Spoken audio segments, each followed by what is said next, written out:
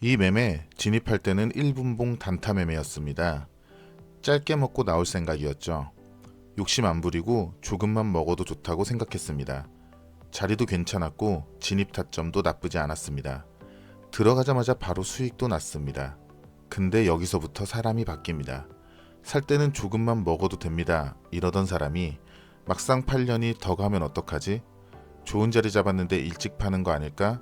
라는 생각을 하기 시작합니다. 그리고 그래 아직 수익이니까 조금만 더 들고 있어보자. 이렇게 바뀝니다. 그러다 수익 반납, 손실로 자연스럽게 이어집니다. 이후에는 어떨까요? 손절이라도 하면 다행입니다. 물을 타야 하나? 본전만 오면 정리해야지 라는 다짐을 합니다.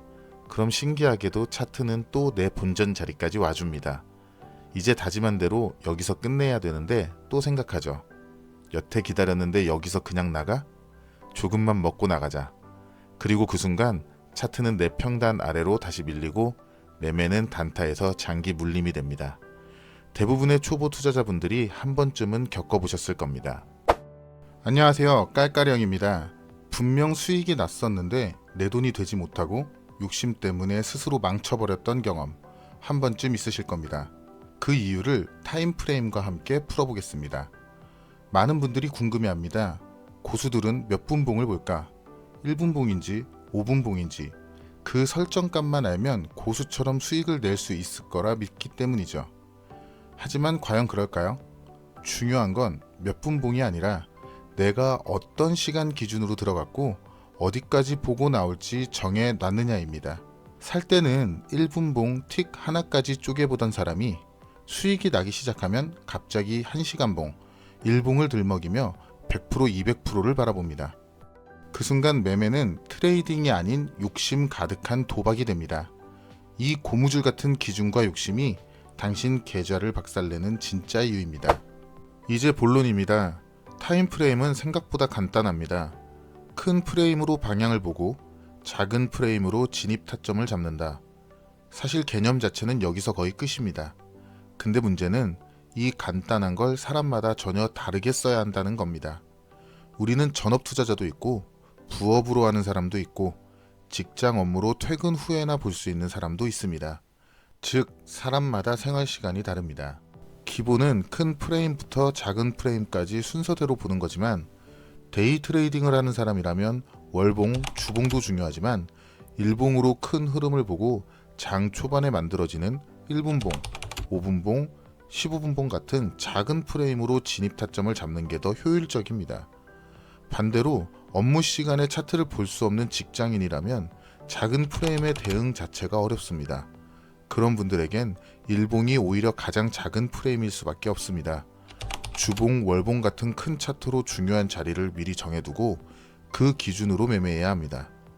또 누군가는 1시간에 한 번 정도는 차트 확인이 가능할 수도 있습니다.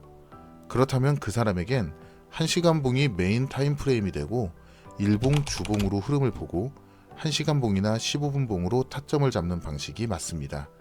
즉 타임 프레임은 남 따라 정하는 게 아닙니다. 내가 어떤 사람이고 어떤 시간으로 대응할 수 있는지 그걸 먼저 정하는 게 중요합니다. 그럼 지금부터는 퇴근 후에만 차트를 볼 수 있는 직장인 기준으로 실제 차트를 하나 같이 보겠습니다. 직장인 분들은 장중에 계속 대응할 수 없기 때문에 작은 프레임으로 정신없이 흔들리는 자리보다 큰 프레임에서 먼저 중요한 자리를 잡아두는 게 훨씬 중요합니다. 그래서 저는 먼저 월봉부터 봅니다. 지금 보고 계신 차트는 셀트리온 차트입니다. 한눈에 보기에도 꾸준한 상승 중인 차트입니다. 먼저 월봉 차트에서의 큰 매물대를 체크해 보겠습니다. 어느 가격 구간에서 지지와 저항이 강하게 나왔는지 큰 틀에서 시장이 어디를 중요하게 봤는지를 먼저 확인하는 겁니다. 눈으로만 보았을 때는 상승 중인 종목으로만 보였지만 매물대를 체크하고 나니 일정한 지지와 저항 사이에서 박스권 움직임을 보이고 있습니다. 이처럼 큰 프레임에서 눈으로만 보기보다 차트에 작도하여 정확한 현 상태를 확인하는 게 중요합니다. 상승 중인 추세가 박스권 횡보로 전환되었다면 하락이 나올 수도 있겠구나. 월봉 차트로 다이버전스가 발생했다면 전고점을 돌파하지 못하면 위험할 수도 있겠구나 라는 파악을 하셔야 합니다. 이제 주봉으로 보겠습니다. 주봉에서는 200EMA를 켜서 현재 가격이 어디에 있는지 확인합니다. 그리고 지금 가격 근처 주봉 매물대도 같이 체크해 둡니다. 최근 흐름 안에서 채널이 만들어지고 있는지도 같이 봅니다. 지금까지 그려진 내용으로 봤을 때 주봉 상승 채널 안에 있고 중요 매물대를 돌파하고 지지 여부를 테스트 중이라는 걸 알 수 있습니다. 이제 매매를 결정지을 일봉입니다. 일봉에서는 매매에 필요한 진입 타점, 손절가, 목표가 등이 설정되어야 합니다. 먼저 이평선입니다. 주봉 매물대와 200EMA 선이 겹치는 곳에서 지지를 받았고 단기, 중기, 장기 이평선들이 모여지고 있는 것으로 확인됩니다. 다음 RSI입니다. 현재 50 아래에 있으나 50 위로 올라오려는 움직임을 보이고 있고 MACD는 현재 골든크로스 하였으나 영선 아래에서의 골든크로스이기에 큰 의미가 없어 보입니다. 영선 위로 올라오는지 체크하는 것이 중요하겠습니다. 그럼 지금까지 만든 시나리오를 정리해 보겠습니다. 이평선이 수렴하는 동안 MACD가 영선 위로 올라오고 RSI가 50 위로 올라온다면 그때까지 만들어진 캔들들의 하락 추세선을 돌파 시 진입해 볼 수 있습니다. 이처럼 매매는 확률을 올리기 위해 근거가 중첩되도록 준비하고 확인합니다.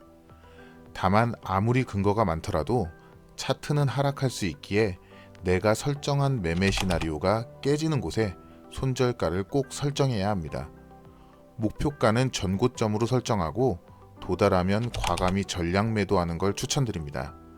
매수는 잘하면서 매도 버튼은 손실될 때까지 못 누르는 분들이 많습니다. 매도를 매수처럼 습관적으로 해봐야 당신의 계좌가 변합니다. 지금 보여드린 방식은 직장인 매매에 맞춰 설명드린 거지만 원리 자체는 다른 타임프레임에도 그대로 적용할 수 있습니다. 다만 데이 트레이딩은 이야기가 조금 다릅니다. 하루 안에 수익을 내야 하기 때문에 수급이 좋고 변동성이 큰 종목을 볼 수밖에 없습니다. 잠깐의 머뭇거림도 큰 손실로 이어질 수 있는 영역입니다. 그래서 단타 매매는 이번 영상에 억지로 같이 넣기보다 따로 하나의 영상으로 제대로 다루는 게 맞다고 판단했습니다. 지금 이 영상이 조금 어렵게 느껴지신다면 한번 보고 끝내지 마시고 직접 차트에 선을 긋고 지표를 켜보시길 바랍니다. 그 순간부터 차트가 보이는 속도가 달라지기 시작할 겁니다. 정리하겠습니다. 사람들이 매매에서 자꾸 무너지는 이유는 차트를 못 봐서가 아닙니다. 살 때 따로, 팔 때 따로 기준을 계속 바꾸기 때문입니다.